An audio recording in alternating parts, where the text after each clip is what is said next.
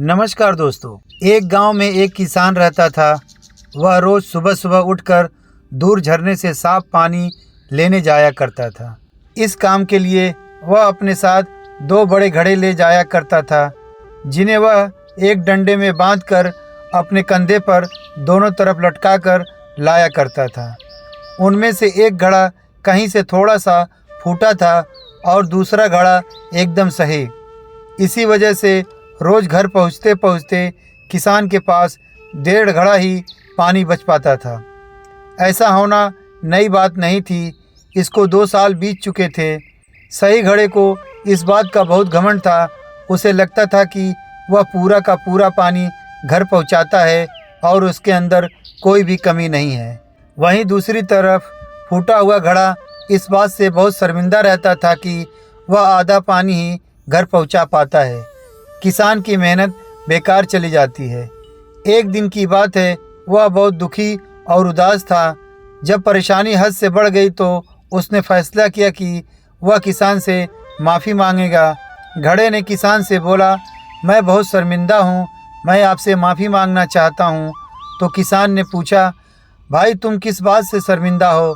छोटे घड़े ने दुखी होते हुए कहा, शायद आप नहीं जानते, मैं एक जगह से फूटा हुआ हूँ। पिछले 2 सालों से मुझे जितना पानी पहुँचाना चाहिए था, मैं सिर्फ उसका आधा ही पहुँचा पाया हूँ। मेरे अंदर यह बहुत बड़ी कमी है। इस वजह से आपकी मेहनत बर्बाद होती रही है। किसान को घड़े की बात सुनकर बहुत दुख हुआ और बोला, इतना परेशान होना भी ठीक नहीं है। चलो तुम्हारी उदासी दूर करते हैं।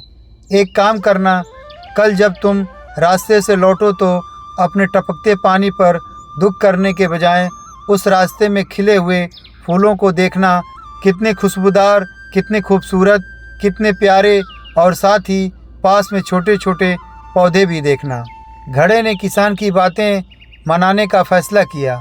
घड़ा रास्ते भर फूलों को देखता हुआ आया। ऐसा करने से उसकी उदासी थोड़ा कम हुई, पर वह घर पहुँचते पहुँचते उसके अंदर से आधा पानी गिर चुका था। वह फिर से मायूस हो गया और किसान से क्षमा मांगने लगा। किसान बोला, शायद तुमने रास्ते पर ध्यान नहीं दिया। रास्ते में जितने भी फूल थे बस तुम्हारी तरफ ही थे, सही घड़े की तरफ एक भी फूल नहीं थे। जानते हो ऐसा क्यों?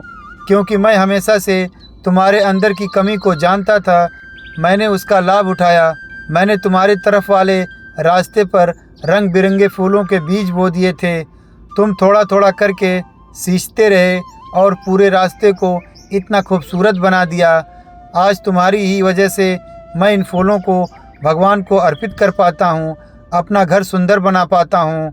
तुम ही सोचो, अगर तुम जैसे हो ऐसा ना होते तो भला क्या मैं यह सब कुछ कर पाता? दोस्तों, ये कहानी आपको कैसी लगी कमेंट करके हमें ज़रूर बताएं। अगर दोस्तों कहानी अच्छी लगी हो तो प्लीज़ एक लाइक और एक सब्सक्राइब भी कर देना, क्योंकि आपके एक लाइक और एक सब्सक्राइब से मुझे हौसला मिलता है। धन्यवाद।